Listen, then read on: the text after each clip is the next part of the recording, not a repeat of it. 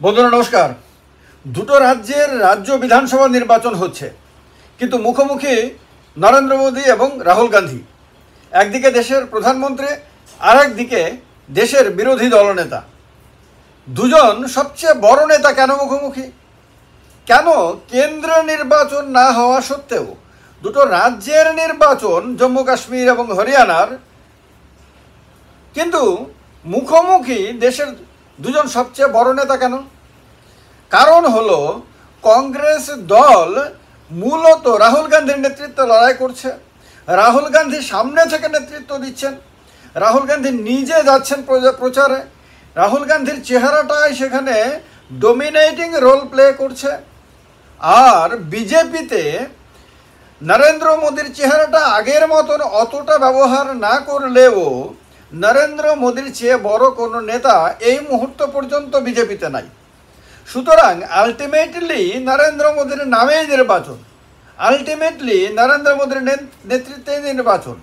সুতরাং সামনাসামনি মুখোমুখি কিন্তু নরেন্দ্র মোদী এবং রাহুল গান্ধী।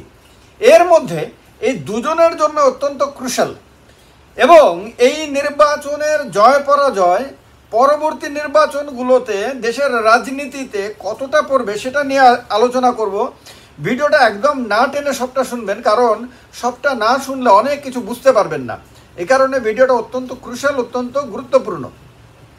আমরা সবাই জানি, আপনারা সবাই জানেন, আপনারা নিজেরাও এগুলো নিয়ে আলোচনা করেন। এরকম ভাবার কোনো কারণ নাই যে আমি বেশি বুঝি আপনারা বোঝেন না বা কম বুঝেন, এরকম একেবারে ব্যাপার নাই।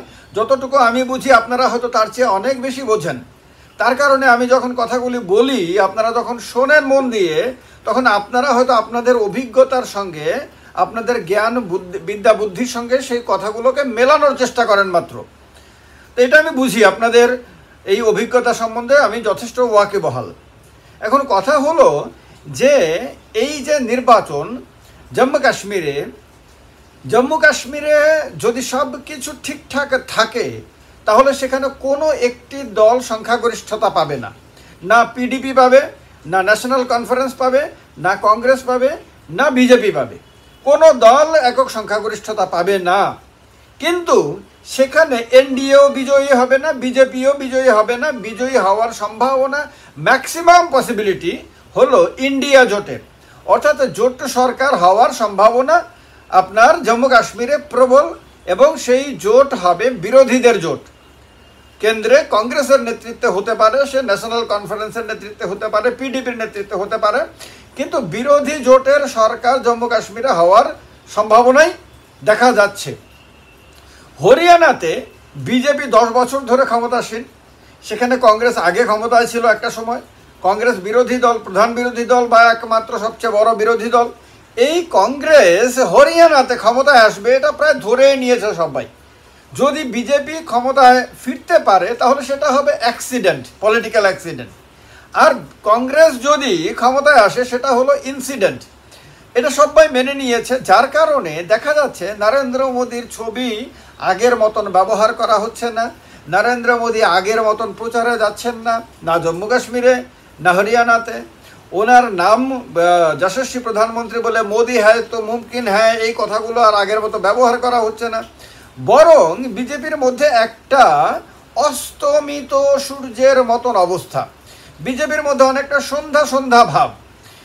কংগ্রেসের মধ্যে যেমন ভোরের আলো দেখা যাচ্ছে হরিয়ানাতে, বা জাতীয় রাজনীতিতে অনেকটা ভোরের সূর্যের মতন উজ্জ্বল সূর্য, যে সূর্য আশার আলো দেখায়, আর সে যে সূর্য নতুন করে আত্মবিশ্বাস জাগায়, সেটা কংগ্রেসের মধ্যে দেখা যাচ্ছে। বিজেপির মধ্যে কিন্তু তার ঠিক উল্টোটা। সন্ধেবেলায় সূর্যের যে অবস্থা হয় পশ্চিম আকাশে, সূর্য ধীরে ধীরে ঢলে পড়ে, তখন সবাই ধীরে ধীরে অন্ধকারটা আরও কত গাঢ় হবে, কত দ্রুত গাঢ় হবে, এবং আলো ধীরে ধীরে লুপ্ত হয়ে যাবে, তার অপেক্ষা করতে থাকে। সেই অবস্থাটা কিন্তু অনেকটা বিজেপির মধ্যে এসে গেছে, যার কারণে নরেন্দ্র মোদীর চেহারাটা এখন আর আগের মতন মানুষ গ্রহণও করছে না, এবং বিজেপিও ব্যবহার করার সাহস দেখাচ্ছে না। আর যদি হরিয়ানাতে ক্ষমতায় আসতে না পারে, তাহলে নরেন্দ্র মোদীর পরাজয় হিসেবে দেখানো হবে, বিরোধীরা ব্যাপকভাবে দেখাবে। তার কারণে বা জম্মু কাশ্মীরেও যদি জিততে না পারে, তাহলে এটা নরেন্দ্র মোদীর পরাজয় হিসেবে দেখাবে। এই কারণে বুদ্ধি করে বিজেপির নেতারা নরেন্দ্র মোদীকে অনেকটা সাইড করে দিয়েছেন। সামনে এগিয়ে এসেছেন অমিত শাহ। অমিত শাহকেই দেখবেন বেশি বেশি করে ঘুরছেন, বেশি বেশি করে বক্তব্য রাখছেন, কথা বলছেন, প্রতিশ্রুতি দিচ্ছেন, যা কিছু বলার বিরোধীদের আক্রমণ করাটাও সবই বেশি বেশি করে অমিত শাহ করছেন।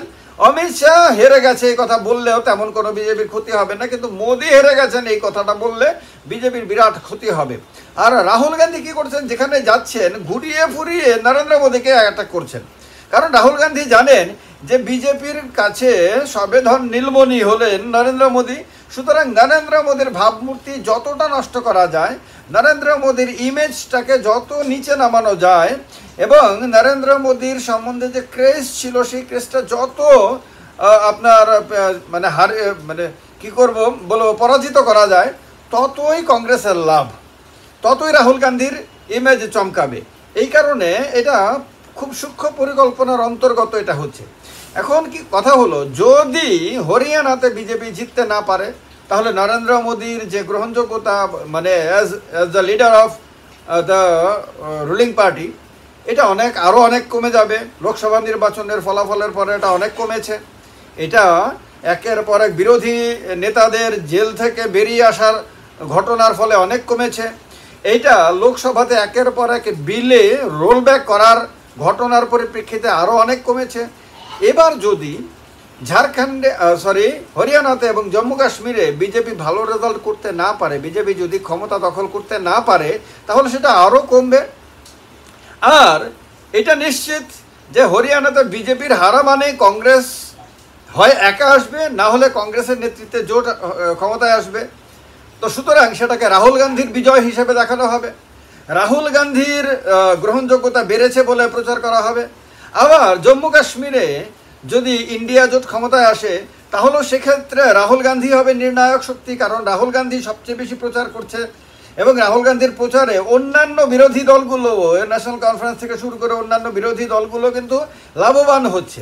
এই কারণে রাহুল গান্ধী এই জোটের মধ্যে, ইন্ডিয়া জোটের মধ্যে গ্রহণযোগ্যতা অনেক বেশি বেড়ে যাবে। জাতীয় রাজনীতিতে রাহুল গান্ধীর ক্যারিশমা আরও বেশি গ্রহণযোগ্য বিবেচিত হবে। তো এই ঘটনাগুলো হবে এবং এর পরিপ্রেক্ষিতে এর ঠিক পরেই নির্বাচন হবে মহারাষ্ট্রে এবং ঝাড়খণ্ডে। আপনারা বুঝতে পারছেন, মহারাষ্ট্রে এই মুহূর্তে লোকসভার সদস্যের হিসেবে যদি আমরা দেখি 2024 সালের লোকসভা নির্বাচনের রেজাল্টের পরিপ্রেক্ষিতে, তাহলে কংগ্রেস কিন্তু 1 নম্বর দল, তারপরে কিন্তু বাকিরা। তো সুতরাং রাহুল গান্ধীর ক্যারিশমা মহারাষ্ট্রে লোকসভা নির্বাচনের রেজাল্টে খেলা দেখিয়েছে। এবার যদি আপনার এই দুটো রাজ্যে যদি কংগ্রেস ভালো রেজাল্ট করতে পারে, তাহলে মহারাষ্ট্রে রাহুল গান্ধীর গ্রহণযোগ্যতা আরও অনেক বেশি বেড়ে যাবে, কংগ্রেসের শক্তি অনেক বেশি বেড়ে যাবে। ঝাড়খণ্ডে যদিও ডোমিনেটিং ফোর্স হলো ঝাড়খণ্ড মুক্তি মোর্চা, কংগ্রেস সেখানে মাইনর শক্তি, কিন্তু এরপরে ঝাড়খণ্ডেও দর কষাকষিতে কংগ্রেস অনেক এগিয়ে যাবে। রাহুল গান্ধী সেখানে নির্ণায়ক ভূমিকা পালন করবে। জেএমএমের হেমন্ত সোরেন তখন নিজের সরকার বাঁচাতে, নিজের দলকে বাঁচাতে এবং ক্ষমতায় ফিরে আসার স্বার্থে আপনার রাহুল গান্ধীর কথাকে আরও বেশি গুরুত্ব দেবে এবং কংগ্রেসকে আরও বেশি সিট দেবে। সুতরাং কংগ্রেস এই দুটো রাজ্যে লাভবান হবে এবং দুটো রাজ্যে ইন্ডিয়া জোটের ক্ষমতায়, মহারাষ্ট্রে ক্ষমতায় আসা আর ঝাড়খণ্ডে ক্ষমতায় ফেরা সহজ হয়ে যাবে। এরপরে হবে আপনার দিল্লি বিধানসভা নির্বাচন, এরপরে হবে বিহার বিধানসভা নির্বাচন। তো সুতরাং বুঝতে পারছেন একের পর এক বিধানসভা নির্বাচন আসতে থাকবে এবং রাহুল গান্ধীর ব্যক্তিত্ব, রাহুল গান্ধীর নেতৃত্ব, রাহুল গান্ধীর গ্রহণযোগ্যতা যত বাড়তে থাকবে, তত কংগ্রেস লাভবান হতে থাকবে আর তত বেশি লোকসানের শিকার বিজেপি এবং এনডিএ জোটের বিভিন্ন দলগুলো হতে থাকবে। এই কারণে এই নির্বাচনের দিকে সবাই তাকিয়ে আছে। এই কারণে তাকিয়ে আছে যে এটা নরেন্দ্র মোদী এবং রাহুল গান্ধীর এই মুহূর্তে গ্রহণযোগ্যতা কার কতটুকু আছে, কার ক্যারিশমা কতটুকু বৃদ্ধি পাচ্ছে বা ক্ষয়প্রাপ্ত হচ্ছে, সেইগুলো নির্ভর করছে এই নির্বাচনের ওপরে। তার কারণে অত্যন্ত ক্রুশাল, অত্যন্ত গুরুত্বপূর্ণ। আর এগুলো আপনারা বুঝতে পারছেন, আপনারাও এগুলো নিয়ে আলোচনা করছেন আমি জানি। তার কারণে আপনারা এই ভিডিওগুলোর সঙ্গে আপনারা সহমত পোষণ করেন, আপনারা আলোচনা পার্টিসিপেট করেন, কমেন্ট করেন, শেয়ার করেন, লাইক করেন, সব কিছু আপনারা এই কারণে করেন যে আপনাদের মনের কথাগুলোই এই ভিডিওতে আলোচিত হয় এই চ্যানেলে। বোধহয় এইরকমভাবে আপনাদের মনের কথা মন কি বাত, নরেন্দ্র মোদী তো মন কি বাত বলেন রেডিওতে, তো আমি মন কি বাত বলি এই চ্যানেলে। তো এই কারণে এই চ্যানেলে আমার মন কি বাত না, অ্যাকচুয়ালি আপনাদের মন কি বাত এই চ্যানেলে আলোচিত হয়। তার কারণে আপনাদের মনের মিল এই চ্যানেলে আপনারা খুঁজে পান। এই কারণে চ্যানেলটাকে সাবস্ক্রাইব করে নেবেন, আর লাইক করবেন, কমেন্ট করবেন, আপনাদের ভাবনা জানাবেন, আর শেয়ার করে আরও বন্ধুদের এই চ্যানেলের সঙ্গে যুক্ত হওয়ার সুযোগ করে দেবেন। ভালো থাকবেন সবাই, অনেক অনেক শুভেচ্ছা। জয় হিন্দ, বন্দে মাতরম।